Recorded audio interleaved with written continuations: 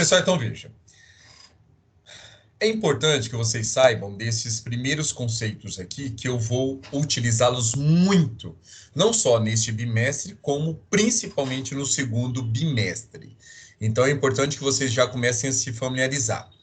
Infração penal é gênero. Então, toda vez que nós falamos em infração penal, nós estamos falando de toda conduta ilícita, seja ela crime, seja ela delito, seja ela contravenção, tá?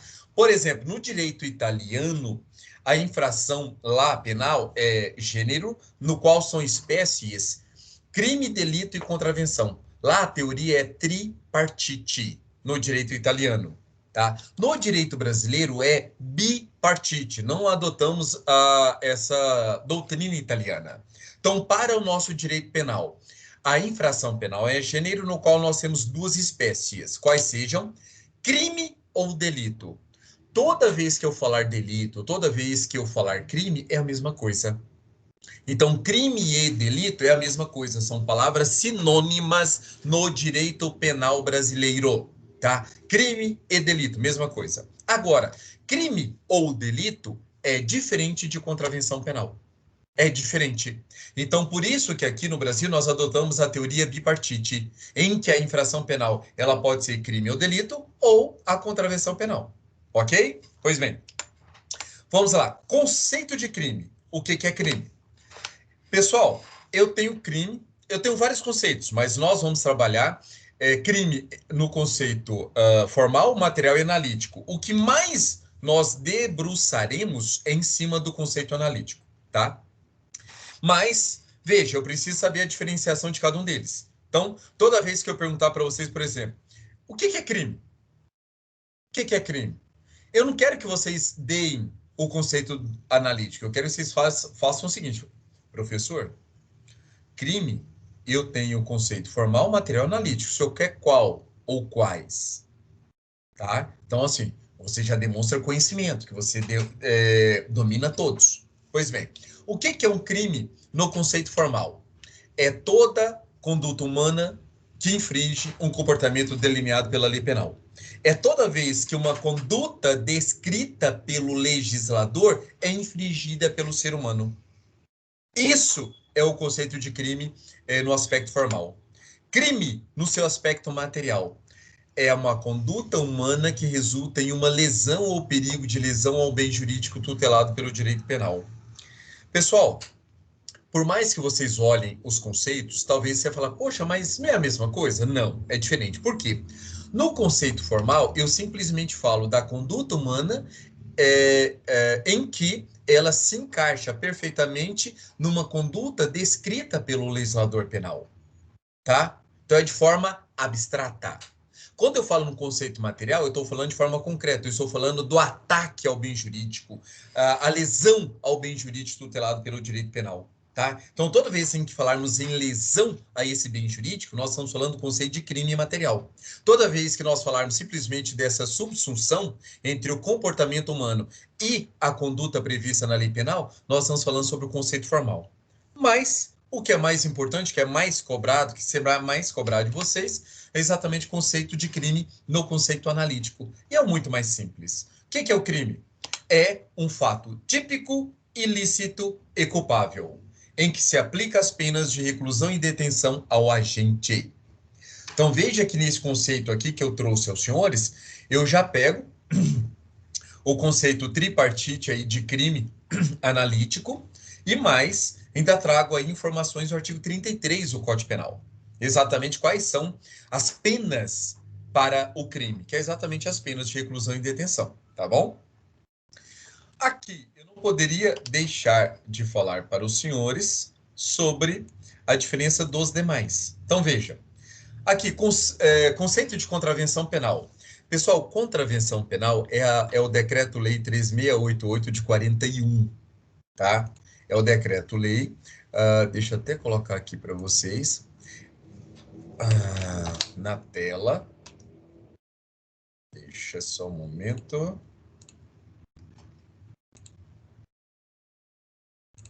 Agora sim. Olha só. Decreto-Lei 3688 de 41. Essa é a Lei de Contravenções Penais. Tá? Quantos artigos ela tem, professor? Ela tem exatamente 72 artigos. Aqui, pessoal, nós vamos encontrar os crimes exatamente aqui, da parte especial, do artigo 18 em diante. Então, assim, eu falei para vocês crime lato sensu, mas na verdade é errado. Toda vez que nós formos nos referir à lei de contravenções penais, nós nunca poderemos utilizar a palavra crime. Nós temos que falar contravenção penal ou infração penal. Então, a parte criminal, tá? As infrações penais desta lei, ela começam exatamente no artigo 18. Então, veja, a lei de contravenções penais tem uma parte geral e uma parte especial. A parte geral do artigo 1º ao artigo 17, a parte especial do artigo 18 até o artigo 72. Tá bom? Lembrando a vocês aquela mesma classificação, do 1 ao 17 não tem crime, ou melhor, não tem infração penal, e a partir do 18 até o artigo 72, nós encontraremos tanto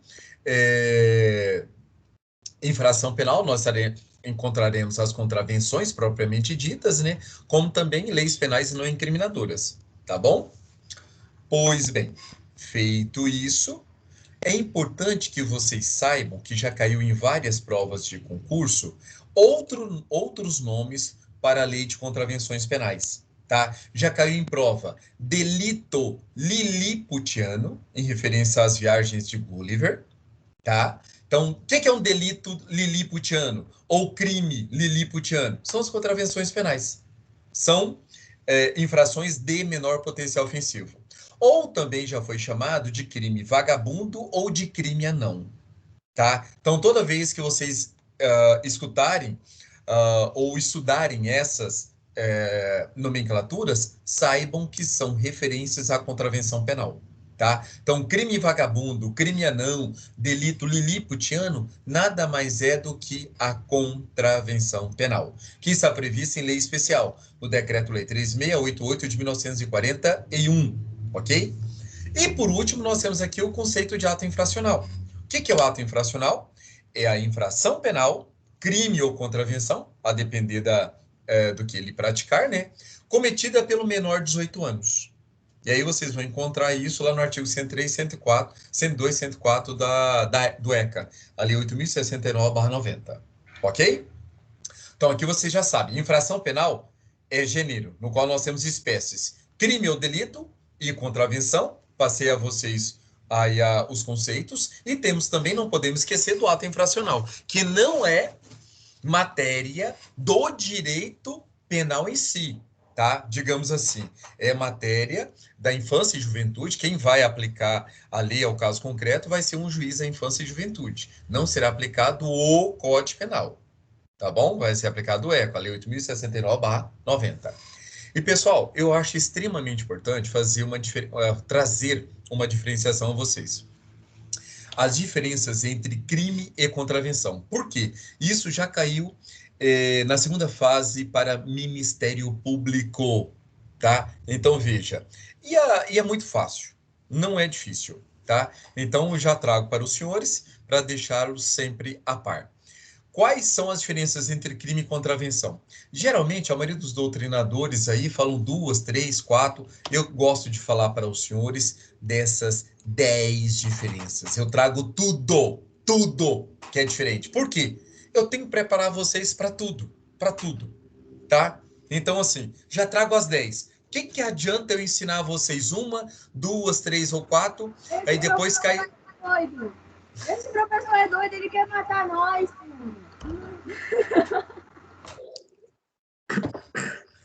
Na hora que a senhora estiver assumindo o cargo de promotor ganhando aí R$ 32.000 por mês, aí eu espero que você lembre do doido e me convide para a cerimônia de posse, tá? Ô, Kenio, professor, Oi, pode falar. você pode subir a tela um pouquinho e afastar para gente, para mostrar aquela parte de cima um pouco? Tá, Que agora. Deixa eu ir lá, deixa eu mostrar para vocês, só um era lá momento. mesmo no mapa mental. Ah, isso. Ok? Não, era Vocês no podem... mapa mesmo. Ó, deixa eu fazer aqui, ó. Eu tenho isso aqui. Era no como mapa isso. mesmo, é porque ficou cortando algumas letras lá. Então, mas é porque eu vou abrindo ele. Então, assim, ó, eu tenho isso aqui, ó. Para ficar fácil para vocês, ó. E depois eu tenho que refazer isso aí para ver se eu pego alguma coisa, porque é muita coisa. Aí, ó. Comecem a dar print na tela, pessoal. E não se preocupem, lá na. Eu estou gravando essa aula, eu vou deixar aberto lá para vocês. Tá bom? Então vamos lá. Vamos a essa diferenciação aí entre crime e contravenção. Então, passei a vocês o que? 10 diferenças. Pessoal, olha o tanto que é simples. Tá? Vamos lá. Quanto à pena privativa de liberdade imposta?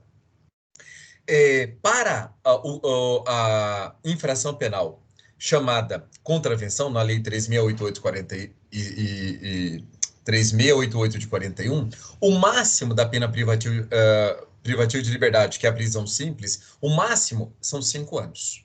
São 5 anos, ok? Salvo engano, acho que está no artigo 10. E aqui, quando a gente fala de crime ou delito, pessoal, o artigo 75 do Código Penal sofreu modificação no ano passado.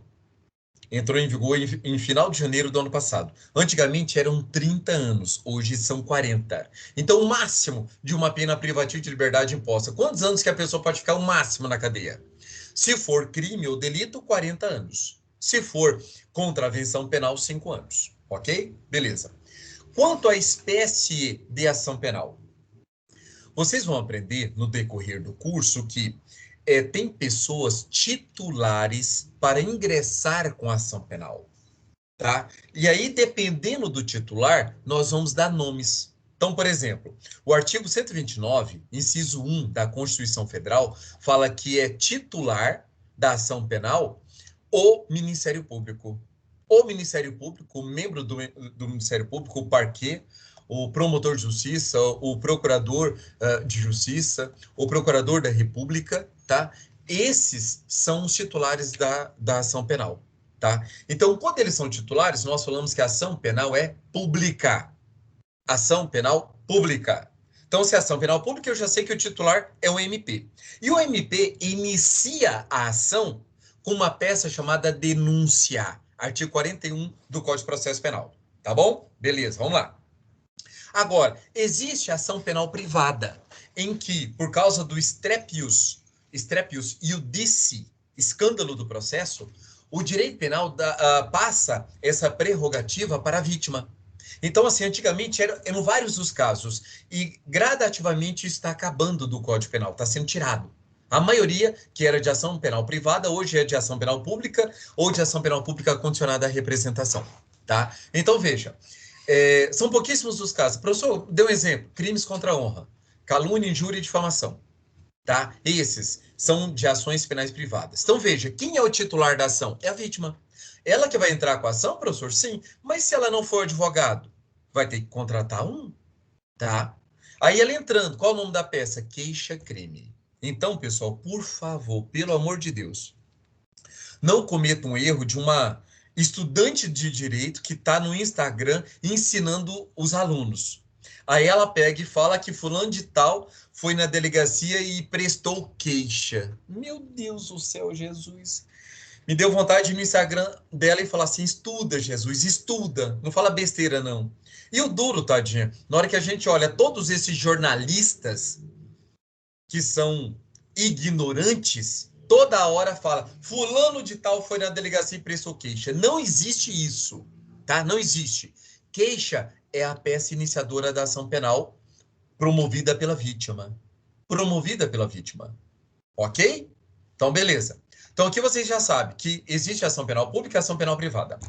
Só que elas sofrem divisões. A ação penal pública pode ser ação penal pública incondicionada, condicionada à representação do ofendido, condicionada à requisição do ministro da Justiça e a ação penal pública subsidiária da pública, que vocês vão aprender comigo depois. Mas em todas essas, a titularidade é do Ministério Público. Só que aí a lei coloca algumas condições, que determinadas pessoas têm o direito de autorizar ou não o Ministério Público a agir.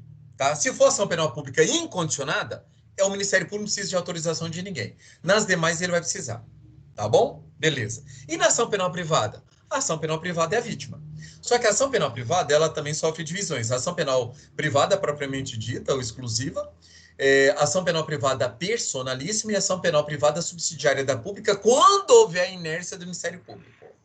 Tá? Aí a parte pode ingressar também com a ação. Pois bem, mas veja, a diferença aqui para o crime e contravenção é bem simples. Para o crime ou delito, existe todas essas modalidades que eu falei a vocês.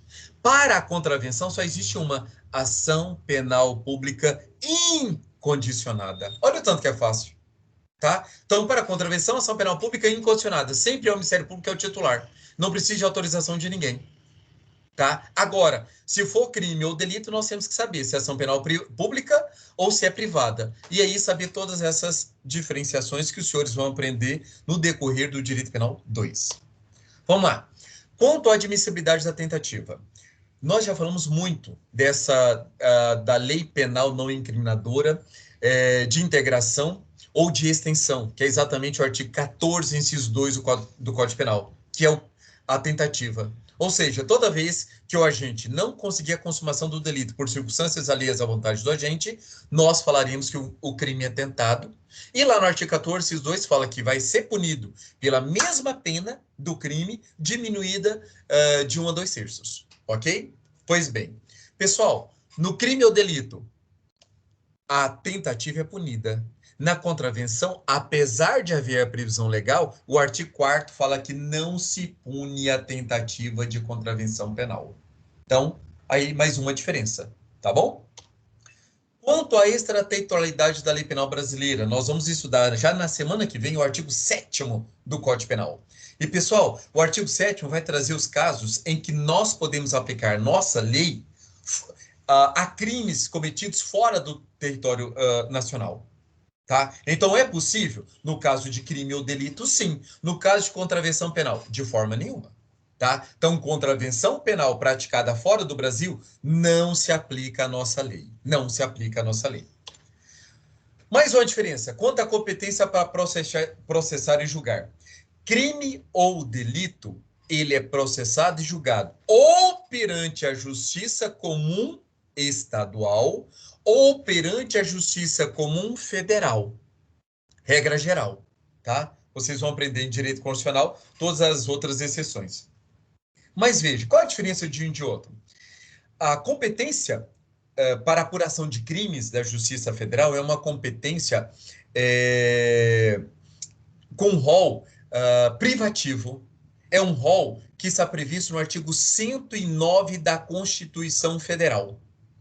109 da Constituição Federal. Então, assim, a competência da Justiça Estadual é residual. Por quê? Se não estiver no artigo 5º, no artigo 109 da Constituição Federal, naqueles casos elencados no artigo 109 da Constituição Federal, todo o resto é da competência do juiz comum. É da competência do juiz comum, tá? Então, veja, crime ou delito pode ser processado tanto pela Justiça Comum como pela Justiça Federal. Agora, e a figura, e a contravenção? Pessoal, a contravenção, regra, concurso, regra. Contravenção penal sempre vai ser julgada pela Justiça Comum Estadual. Não tem competência federal, não tem. Essa é a regra. Professor, tem exceção? Claro que tem. Qual é a exceção? Quando uma pessoa detentora por foro por prerrogativa de função comete uma contravenção penal. Por quê? Porque aí ele vai ser julgado pelo seu respectivo tribunal. Então, exemplo, se um juiz de direito federal, ele pratica uma contravenção, como ele é julgado pelo TRF respectivo, aí é o único exemplo em que a Justiça Federal vai julgar uma contravenção penal. Por quê? Nos casos de foro por prerrogativa de função. Tá? Isso cai muito em prova de concurso. É a única. Tá? Pessoal, por partes, Ranieri e depois Jennifer.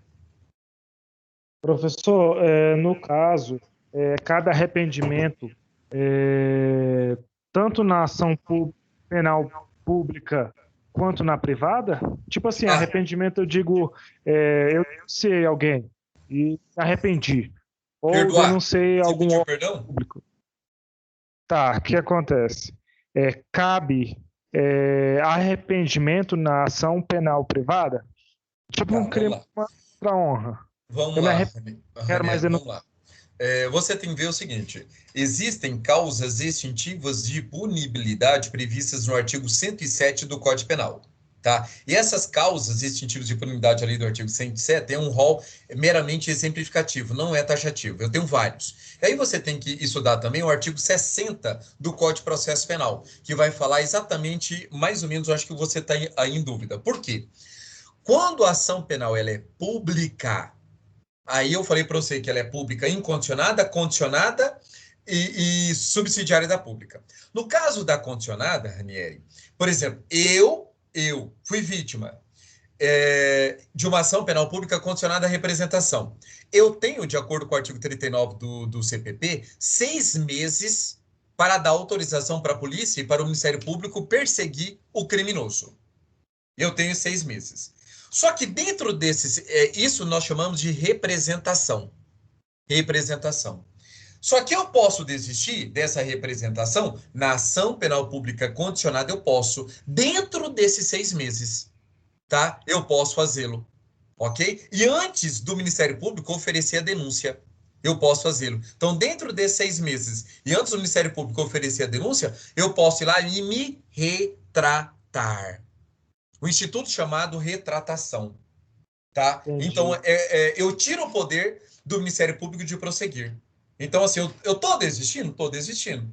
Agora, se a ação penal é privada, não. Você é o titular, você pode desistir a qualquer momento. E dependendo do momento em que você for desistir, terá um nome. Isso pode ser desistência, pode ser renúncia, pode ser perdão, tá? Tudo pode ser perempção. São institutos jurídicos do direito processual penal que, a depender do momento em que você exercitar essa desistência, terá um nome. Terá um nome e uma consequência jurídica. Tá bom? Obrigado. Jennifer, pode falar, Jennifer. Professor, o Ministério Público, ele só faz a denúncia se for no artigo penal? Como? O Ministério Público, ele só faz a denúncia se for uma ocorrência penal? Tá, vamos lá. Deixa eu te explicar o seguinte. O Ministério Público, ele tem várias atribuições. Ele tem atribuições na área penal, ele tem atribuições na área civil, ele tem atribuições em áreas ambientais, tá? Mas veja, a principal atribuição do Ministério Público é trabalhar exatamente na área criminal, tá? As outras áreas, digamos que quando há interesse do Estado, aí ele trabalha como fiscal da lei. Mas a principal tarefa do Ministério Público é ser o órgão que exerce o direito de acusar, o direito do Estado, o direito de perseguir o acusado e os puniente, como nós já vimos, tá? Então, assim, toda vez que ele trabalha na área penal, ele inicia a ação penal sempre com a denúncia? Sim. Esse é o nome da peça. É a única peça que o Ministério Público vai oferecer, denúncia, tá? Isso na área penal, porque imagine, se ele estiver trabalhando na área ambiental, ele pode fazer termos aditivos lá com a parte, ele pode fazer termos de responsabilidade, tem o nome correto? Eu estou me esquecendo agora, termo aditivo, esqueci. Mas ele pode barganhar, digamos assim, com determinadas empresas para que façam reparações, para que evite de entrar com uma ação penal e etc. Então, assim, é possível, mas quando nós falamos em matéria penal, sempre aí a figura da denúncia como iniciando aí a ação penal, tá bom? Ok, professor, obrigada. Renata, pode falar? Quando o Ministério Público faz uma denúncia e há um processo todo, a pessoa é absolvida e tudo, continua o nome dela rolando assim negativamente? Não. Primeiro, nós temos um princípio que nós já vamos dizer daqui a pouquinho, né? Que é o princípio da inocência ou da não culpabilidade, é um princípio constitucional. Então, eu só posso considerar uma pessoa culpada, tá? Depois da sentença penal transitada em julgado. O que é transitado em julgado, professor? É quando não cabe mais recurso. Tá? A pessoa usou de todos os recursos e não cabe mais recurso. Aí nós falamos que transitou em julgado. Aí só nesse momento que nós podemos falar que a pessoa é culpada. tá? E aí a gente pode, depois disso que nós podemos falar em maus antecedentes, em residência, etc. Agora, se a pessoa foi processada, ao final ela foi absolvida, ela não pode ter nenhuma mancha processual. Tá? Então, toda vez que ela precisar de uma certidão negativa no cartório criminal, a certidão sairá como negativa. Tá? Sairá como negativo. Fala, Rainieri.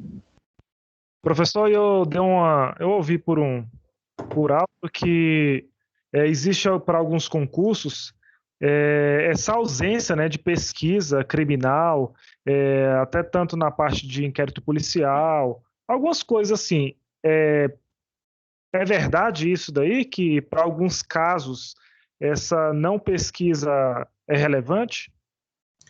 Olha, eu vou te falar para você o que é relevante. Todo concurso público, se você conseguir passar em qualquer concurso público, se você conseguir passar em qualquer concurso público, os documentos necessários para a efetivação da posse vai ser exatamente o quê? Um deles é você pegar a certidão negativa criminal no seu município, no seu estado e âmbito federal. Se você tiver qualquer uma certidão positiva, você não consegue assumir o certame. Tá bom? Então, beleza. Então, tomem cuidado, pessoal. Não cometam crimes. Vamos lá. Professor, Oi, fala, gente. rapidinho. Se um adolescente foi preso com seus 17 anos, digamos, por exemplo, essa ida dele na delegacia, ela pode atrapalhar ele em certos concursos públicos, ou ele pode ter algum tipo de ato prejudicial para ele decorrente a vida, no caso? Então, Jennifer, essa é uma pergunta bem específica. Por quê? Em regra, ato infracional, ele não é crime e ele não serve como maus antecedentes. Ele não serve como maus antecedentes. Então, assim, suponhamos que ele cometeu um ato infracional, ele foi punido, tá? A sentença dele transitou de julgado, ele cumpriu ali a medida socioeducativa e agora ele está maior, não responde mais a nada e etc. Nesse caso, quando ele for pedir uma certidão negativa, vai sair negativa? Tem que sair negativa. Se ela sair positiva, a pessoa pode entrar com mandado de segurança e pedir que saia negativa, porque ato infracional, ele não pode servir como empecilho para a pessoa assumir um cargo. Tá? Até porque tem uma súmula do STJ, salvo engano, acho que é a 231, que fala que ela não serve como maus antecedentes. Ou é a 444? Acho que é a 444 do STJ, que fala que ações penais em andamento, inquéritos policiais, tudo isso não serve como maus antecedentes. Então, se não serve como maus antecedentes, não pode servir para impedir uma pessoa a assumir um cargo. Tá bom? Fala, Renieri.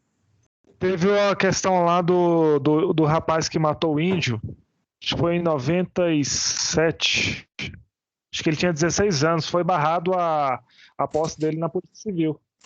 Não, senhor, você está equivocado. Ele era maior de idade e eu acompanhei o caso. Ele era filho de um desembargador aqui do TJDFT. Vou processar o G1, viu, professor? Você pode olhar. Ele era maior, tanto é que, salvo engano, quando ele prestou o concurso, eu acho que ele já tinha até cumprido a pena. Ele já tinha, salvo engano, porque assim, na verdade, foram 4 pessoas. 4 pessoas. 2 deles passaram em concurso público. Não sei se você está falando do mais novo ou de um que eu acho que hoje é até piloto aqui em Brasília. Tá? Então, assim, não sei de qual que você está falando, mas teve um deles que passou em vários concursos públicos e o que acontece? Quando a pessoa cometeu um crime, recebeu uma pena e cumpriu essa pena e passou, a partir do momento que ele cumpre a pena, pessoal, ele cumpre com o seu débito para com a sociedade. Porque todo mundo é passível de cometer erros. Então, assim, a partir do momento que ele cumpriu a pena, aí ele pode prestar concurso? Claro que pode. Porque senão nós teríamos aí caso de prisão perpétua. Tá? Agora, eu não sei se você está falando dos 4, se existia um menor. Eu acho que tinha um deles era menor. Ele era menor de idade. Tá? Aí tem que dar uma olhada. Tem que dar uma olhada nisso. Mas, de qualquer forma, eu aviso a vocês, mandado de segurança. mandado de segurança geralmente sempre estava sendo deferido. Naquela época, outra coisa, Ranieri. Pessoal, tome muito cuidado, é o seguinte. A gente ensina nos nossos encontros o que é certo, em cima do que tem de melhor na doutrina, do que tem de melhor na jurisprudência. Só que, infelizmente, os nossos tribunais são extremamente patriarcais, paternalistas e sem incentivos à força da mídia. O que isso quer dizer? Que muitas das vezes vocês vão encontrar decisões de juízes, de desembargadores, inclusive de ministros do STJ, do STF, extremamente questionáveis. Por quê? Foram feitas ali no calor dos momentos, foi feito ali para tentar ajudar um certo apadrinhado, tá? Então isso acontece muito. Mas veja, isso não pode impedir os senhores de entender o que é certo e o que é errado, tá? Infelizmente, essas aberrações jurídicas nós encontramos. Tanto é que tem ministro aí do STF que julgou o caso de um criminoso que ele foi padrinho de casamento e ele não se deu por suspeito. Um absurdo, um verdadeiro absurdo. O cara foi padrinho de casamento. E ele julgou, falou, não, eu não sou suspeito, não, eu posso julgar sim. Julgou, porque acima dele só tem Deus, e Deus não desceu na terra para falar que ele não podia. Então, assim, é um absurdo. E interessante, é caso até de impeachment. Tanto é que tem vários pedidos de impeachment desse ministro no Senado Federal, só que o presidente do Senado simplesmente senta em cima dos pedidos e não dá prosseguimento. E aí a gente fica aí igual a população. E esse final de semana reclamando, querendo colocar fogo no judiciário, e aí aquela coisa imbecil, chamando as pessoas, Bolsonaro, militares, tomem o poder, tira todo mundo do STF. Isso é imbecilidade, meu Jesus. Por quê? Não adianta você tirar os autoritários de toga e colocar os autoritários dos militares. Isso não adianta. Nós já vimos, nós já passamos por isso. Nós vivemos no Estado Democrático de Direito. Se nós queremos tirar ministros do Supremo Tribunal Federal, é bem simples. Eu vou fazer igual o Daniel Silveira, eu vou chegar e falar, eles são vagabundos, é isso. Não, claro que não, eu estou cometendo crime. Vou estar cometendo crime ou de calúnia, de difamação, como aconteceu com o deputado, foi preso por isso. Então, como eu me manifesto?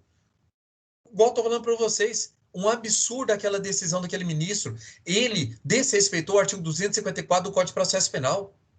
Ele desrespeitou o princípio do juiz natural e da imparcialidade que está previstos na Constituição Federal de forma implícita. E isso eu posso falar? Claro que eu posso. E eu posso pedir o impeachment dele? Claro que eu posso, é um direito meu. Está na lei 1059. 1079? 1059, acho que é 1079. É a lei de responsabilidade fiscal, crime de responsabilidade. Está no artigo, salvo engano, 39. E está lá exatamente isso. Tá? A pessoa, quando o ministro do Supremo, deveria se dar por suspeito e não se dá. Então, o que nós temos que fazer? Pedir o impeachment, forçar o Senado Federal a abrir o processo. E ver o que dá, o que os nossos senadores, eles serão julgados perante o Senado Federal. Então, assim que a gente faz. Tá bom? Jennifer, pode falar.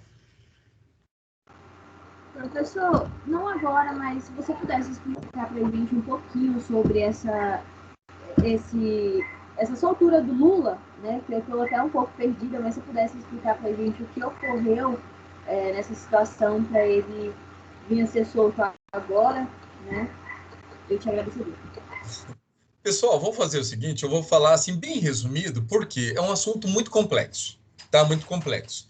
E assim, de antemão já quero avisar vocês, eu sou apartidário, eu não tenho partido. E outra coisa, eu não tenho um bandido de estimação.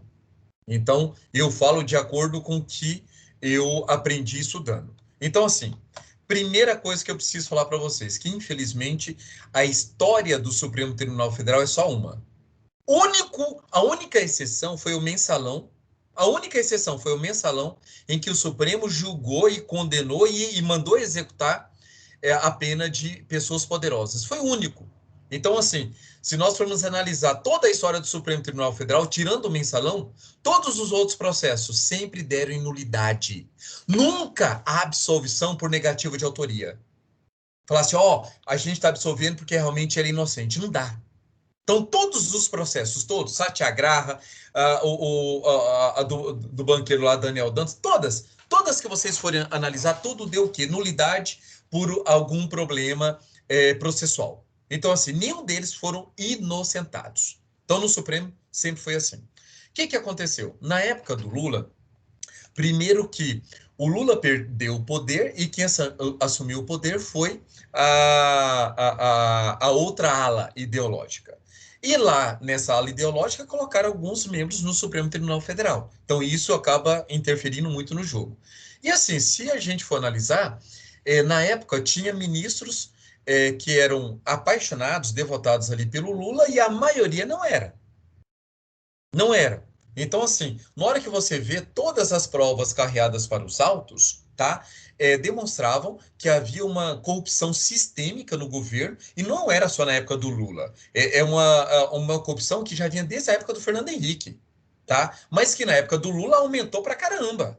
Assim, foi escancarado na época do Lula, tá? Então, assim, e por isso que ele foi denunciado, foi condenado, e pasmem, ele foi condenado e essa suspeição, ela foi apreciada tanto pelo o TRF4, que é o Tribunal Regional Federal, que era o órgão superior ao Sérgio Moro, como pelo STJ, inclusive o próprio STF.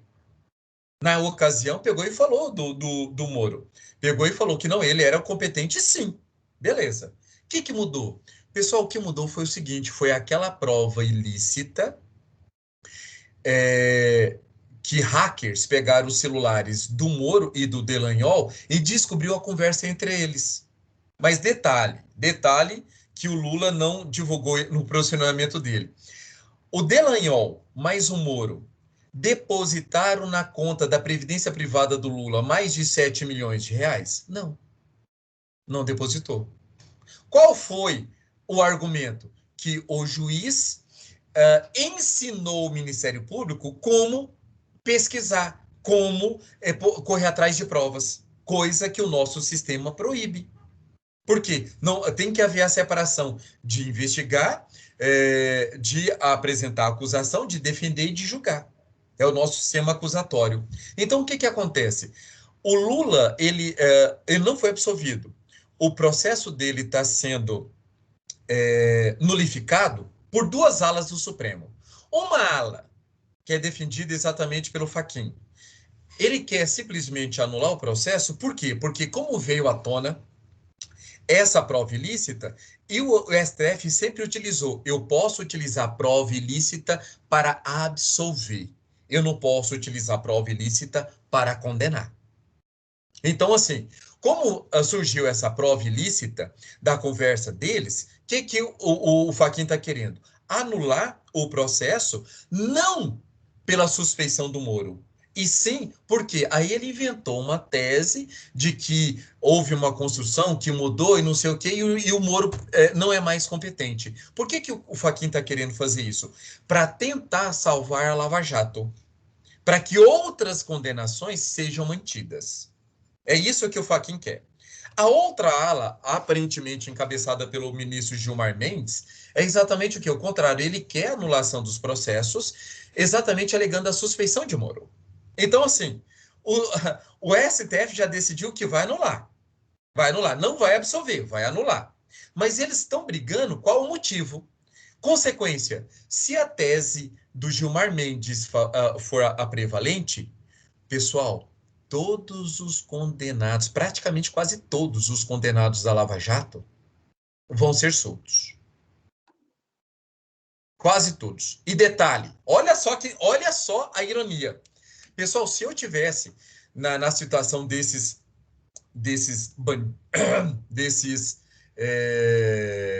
infratores, acusados, desses supostos acusados, veja bem, se o processo, imagina, eu fui lá, fiz um acordo com o Ministério Público, devolvi bilhões porque já tinha, a última vez, eu acho que tinha mais de 20 bilhões que já tinham sido devolvidos para os cofres públicos. Aí, se o processo todo é anulado, o que eu vou fazer? Eu vou entrar com uma ação de indenização contra o Estado, porque manchou a minha moral, e vou pedir o meu dinheiro de volta. Eu vou pedir os milhões que eu furtei do patrimônio público de volta, porque foi anulado. Volta ao estado corrente. Então, assim, acredito eu que eles não vão ser tão cara de pau desse jeito, né? Eu acho que alguns não. Mas, assim, em tese, eles poderiam fazer isso? Claro que poderiam. Claro que poderiam. Então, assim, infelizmente, e o pior de tudo, pessoal, que eu acho mais escabroso ainda. Os advogados do Lula, de vários destes condenados, eles sempre defenderam que não pode pedir a nulidade, né, dos processos, exatamente alegando, falando, ó, a prova foi ilícita, então não posso utilizar uma prova ilícita para condenar. Posso para absolver. Beleza, perfeito. Tá? Apesar de não concordar, eu acho que cada criminoso deve responder pelo seu crime. E o meu crime não apaga o do outro. Tá? E eu dou um exemplo bem simples para vocês. Imagine uma família, um homem, uma mulher, uma criancinha de 3 anos de idade. Imagine. O vizinho pula o muro, vê o momento que as pessoas são distraídas, pula o muro, estupra essa criancinha de 3 anos e mata a criancinha de 3 anos. Ou pega essa criancinha de 3 anos, leva para a casa dele, estupra lá e mata essa criança. E os pais ficam ali correndo e ficam apavorados, igual aquele caso lá daquela menina que sumiu na Europa e nunca achou o corpo. Mas o pai, desconfiado, acha que é o vizinho. E aí, o que esse pai faz? Porque não tem suspeita, a polícia não pode invadir a casa, e ele sabe que tem câmera lá na casa do cara, escondida. O que ele faz? Ele pula o muro, vai lá, entra no quarto da pessoa e descobre lá a filmagem, onde ele estupra, onde ele mata, onde ele esquarteja o corpo da criancinha, coloca em sacos e provavelmente jogou fora em outro lugar. Aí eu pergunto a vocês, se essa pessoa é denunciada, tá, pelo crime de estupro e pelo crime de homicídio, e depois descobre-se que a prova foi ilícita, o processo tem que ser anulado. E se não achar nenhuma prova, depois ele vai ser inocentado. Olha que absurdo. É exatamente isso que está acontecendo com o nosso dinheiro. Aí o que eu defendo? Eu defendo o seguinte, que toda e qualquer pessoa deveria responder pelo crime que cometeu. Então, no caso, o estuprador vai responder pelo estupro, vai responder pelo homicídio. E a pessoa que invadiu o domicílio, ele vai responder pela invasão do domicílio, tá? Ou qualquer outro crime que, porventura, tem ali na lei de interceptação telefônica. Ou seja, todo mundo responderia pelo crime que cometeu. Deveria ser assim. Simples. Só que, infelizmente, não é. E o problema, sabe por que a gente aceita isso? Porque o dinheiro nosso, a gente acha que não é nosso, acha que é do governo. Porque quando você muda a figura e coloca a figura da criancinha, aí você vê o tanto que o sistema é injusto. Agora, como é dinheiro, aí fala, não, mas não sei o quê, aí a gente é mais complacente. Mas, de qualquer forma, aviso a vocês, é um absurdo. É um verdadeiro absurdo. Tá bom? Uma atacada de professor. Foi. Pior que foi. Pessoal, vamos terminar aqui? Vamos lá. Então, veja. Quanto aos limites das penas. Pessoal, quanto aos limites das penas, ou melhor, já tinha até colocado aqui, né? A pena privativa de liberdade, também já coloquei lá, 10 e 5 anos, e aqui, pessoal, 40 e 30 anos. Ah, não, pessoal, eu fiz foi confusão, olha só, deixa eu falar aqui. Quanto a limites apenas, que é de 40 para o crime ou delito, né? E de 5 anos para a contravenção. Aqui, quando a pena privativa de liberdade, aqui é o seguinte, a pena para o crime ou delito é a pena de reclusão ou detenção, tá? E a pena para a contravenção é a prisão simples. Façam aí essa retificação, por favor. Tá? Então, quanto à pena privativa de liberdade, crime ou delito, reclusão ou detenção, tá? E para o crime ou melhor, e para a infração penal, a pena maior aí seria a prisão simples, tá? Sendo que numa é até 40 anos e a outra é até 5 anos. Aí sim, perfeito. Quanto ao período de prova dos sursis. Pessoal, o que é sursi? Sursi, eu tenho duas formas de sursi. Eu tenho o sursi penal e o sursi processual. O sursi penal está previsto no artigo 77 do Código Penal e o sursi processual está no artigo 89 da Lei 999/95. No sursi penal, é esse que está aqui, a diferença é assim, quando a pessoa ele é condenado e depois a pena aplicada ao condenado não é superior a 2 anos de reclusão, o nosso sistema penal fala o seguinte, olha, eu não vou levar uma pessoa dessa para o sistema carcerário, porque a pena de reclusão dele é muito pequena. E eu não quero que ele piore o sistema carcerário, que já está todo lotado.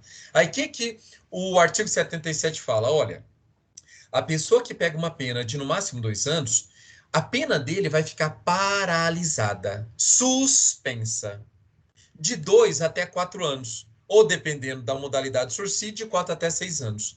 E nesse período de suspensão, ele vai ter que comparecer ali no fórum uma vez por mês para assinar, tal, etc, coisa simples. E se ele, nesse período de 2 a 4 anos ele não cometer nenhum novo crime, aí será extinta a punibilidade dele. É como se fosse uma chance, tá, para aquele acusado que pegou uma pena pequena, tá? Esse é o sursi penal. E qual a diferença do sursi penal do crime para a contravenção?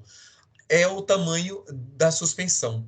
Então, no crime ou delito, é de 2 a 4 anos, ou dependendo da modalidade, até 6 anos. E na contravenção penal é de 1 a 3 anos, esse período de suspensão, tá bom? Quanto ao cabimento da prisão preventiva ou temporária. Pessoal, o artigo 313 do Código de Processo Penal proíbe prisão preventiva para quem comete contravenção penal. Por quê? Lá só fala crime. Então, não aplica a contravenção penal.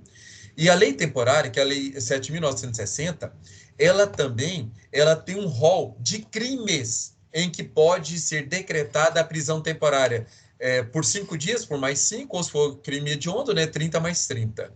E não se aplica a contravenção penal, tá? Então, resumidamente, prisão preventiva e temporária não se aplica a contravenção penal, só a crime. Quanto à possibilidade de confisco, o artigo 91 do Código Penal deixa bem claro, não se aplica o confisco de contravenção penal, tá? Se aplica só a crime, tá? Então, o que é a possibilidade de confisco? É a perda daqueles bens provenientes da prática delituosa, tá? Então, a perda, esse confisco é possível sim para crime ou delito, para a contravenção penal não é possível. E por último, quanto à ignorância ou errada compreensão da lei, tá? Se for contravenção penal, a pessoa pode ficar sem aplicação da pena, tá? Ele não vai responder. Agora, se for a respeito de crime ou delito, o máximo que pode acontecer é uma atenuante. Por quê? O artigo 21 fala que ninguém é dado excusar-se da lei, falar que não conhece a lei, tá? Então, em regra, para o crime ou delito, uma atenuante. Para a contravenção penal, quanto a essa ignorância ou errada compreensão da lei, ele fica sem o cometimento do crime, tá bom? Funções do direito penal, para a gente terminar. Garantidora. É uma função, todas essas funções, pessoal, ela é voltada exatamente para quem? Olha só, garantidora para o criminoso. Em que sentido? O agente somente poderá ser penalmente responsável se cometer uma das condutas proibidas ou deixar de praticar aquelas impostas pela lei penal, tá? Então, uma garantia. A lei penal é uma garantia para o cidadão. Só vou ser responsabilizado perante a lei penal se eu infringir a lei, tá? Porque se não tiver na lei, não é proibido, é permitido, ok? Fundamentadora. É através do tipo penal que o Estado fundamenta suas decisões para valer o ius preniente. E, por último, selecionadora de condutas, tá? Então, veja, o tipo penal seleciona aqueles bens mais importantes da sociedade e os protege com a aplicação de uma sanção, de uma pena, caso alguém o descumpra, tá? Então, aí nós temos o princípio da lesividade, o princípio da intervenção mínima, o princípio da adequação social, todos os princípios que, em tese, era para nós termos comentado hoje, e não deu. Meu Deus. Meu Deus, meu Deus, meu Deus. Vamos lá, Ranieri, pode falar. Prometo hoje minha participação de hoje, viu, professor? A questão do termo circunstanciado de ocorrência, como é que